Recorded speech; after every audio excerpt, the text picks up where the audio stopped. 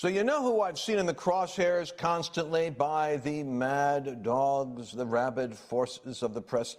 We have to stop and really think about this. I think it's called the Fourth Estate, Mercedes, which is supposed to be the press. They're supposed to actually be an institution that guards democracy and guards freedom because it speaks the truth to power.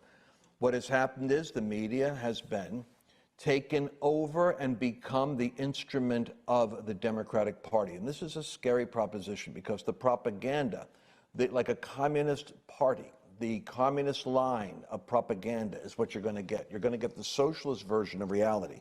So you have to go finding out, like stations like this, channels like this, you have to go forage, literally, to find an objective, courageous statement of what's really going on.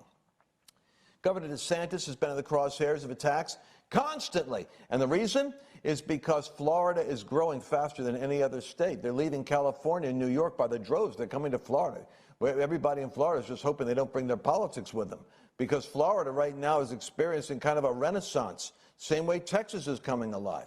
But I want you to listen to the governor because they're after him in the media all the time because he's a success in shocking contrast to the abject failure of policy and management and perhaps personal character of the Cuomo and Newsom, representatives. So let's go hear what the governor of Florida sounds like. This is going to be Senator and Governor Day. Let's listen to him. And we're not allowing municipalities to fine people for not wearing masks or things like that or social distancing. And so we're open from a state perspective, have been. We're really the first big state to do that. And I think the results have proven that these lockdowns don't work. Throughout the whole last 6 months, we had lower per capita hospitalizations, deaths, cases than lockdown states like California did. So being open works, trust people to make decisions, and I think we're benefiting. You mentioned the COVID, how California has really done a lot worse than Florida when you consider how young their population is. Obviously, New York and Illinois and those have done much worse, but they've also done so much worse on education than Florida and way worse on jobs. I think California's unemployment rate is 50% higher than Florida's. New York is 20, 30, 40% higher than Florida's. All that, closing schools, not having people working, destroying small businesses, those are going to have long-term consequences for those states. And so I think we've done it right, all things considered, but it shows you those policies didn't stop the spread. They've caused a lot of damage, and the evidence is in at this point. And for them to continue with some of these policies is really not serving their constituents well.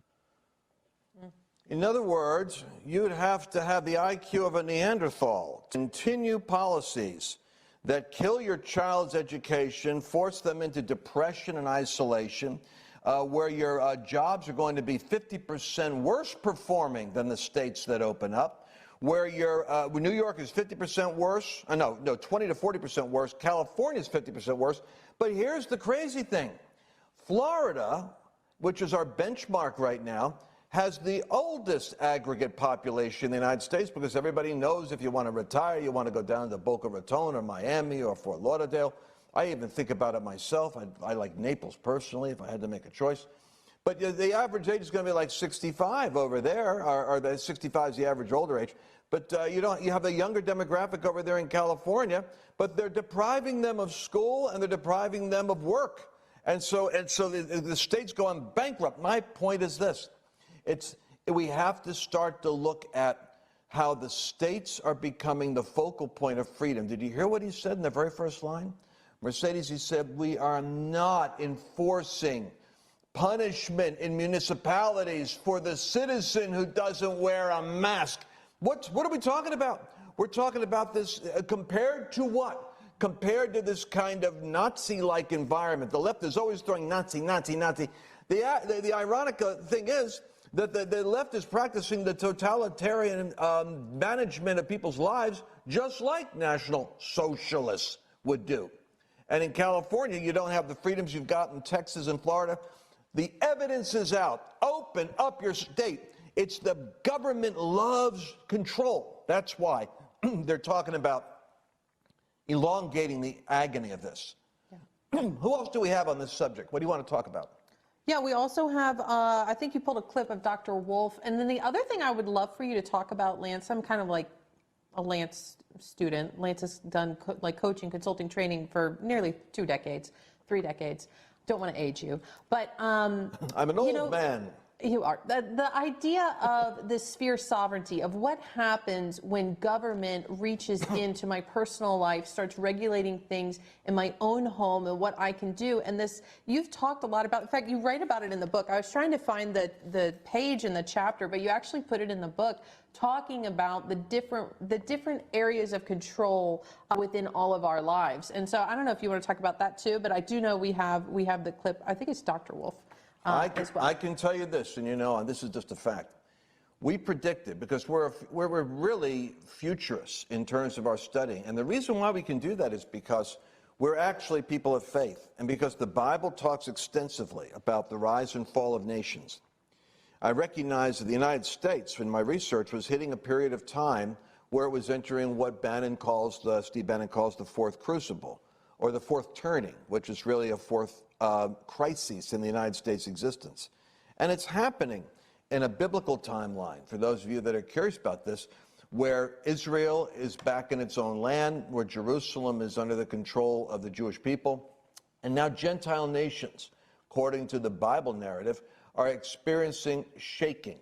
And the greatest preeminent world order stabilizer is the United States. And lawlessness has struck our country. I don't have to tell you this, that the election, in order for that to go the way that it went, you had to have lawlessness operating in the media to suppress the Hunter Biden story. You have a president who was deplatformed so he couldn't speak. You have the press censoring conservatives and robbing them of their voice. Then you had 5 or 6 hub cities under union and activist control, where a flood of 1 million pieces of paper came in to be processed at 3 o'clock in the morning while the news shut everything down. So this isn't, we know that we're in a very dangerous place. But this comes down to whether or not the people of America want to respect their freedom, which means sovereign spheres. Sovereign spheres means that you and your family are a sovereign sphere. China, they'll tell you how many children you can have. The horror story is finding out that you go into a hospital in the 8th month or 7th month of pregnancy to have a forced abortion in China. Nobody talks about that, but the one-child rule mandates that. Nobody talks about the fact that the Falun cult, which is really a religious group in China, is arrested, and they are used for body part for the harvesting of organs. I mean, this is like something out of Hannibal Lecter land, and this is a government. But you never hear about those atrocities in the news over here. You know why?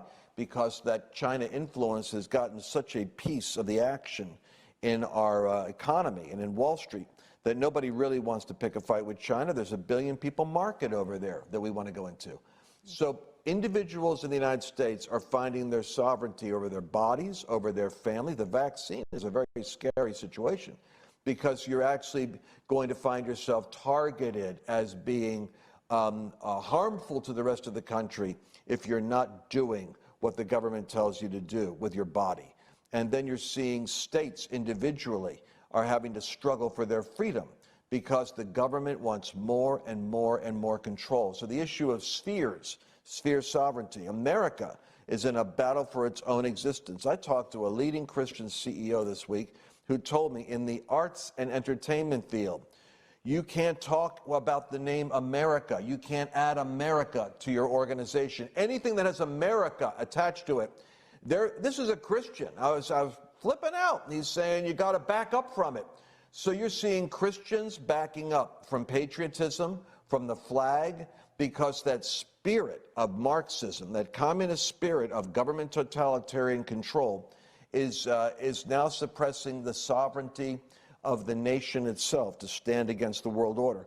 Now, that may sound apocalyptic to you, but that's where the word apocalypse comes from. It's a Bible terminology. It has to do with end-time events. On the other hand, there's a piece of action that God's got, and it's an outpouring of his strength.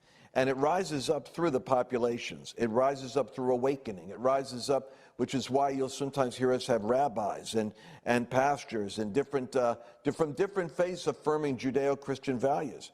because on this program, we're saying unless we have a source of authority that is outside of the nitwit imagination of politicians funded by globalist corporations, we could go down into the ashes of history.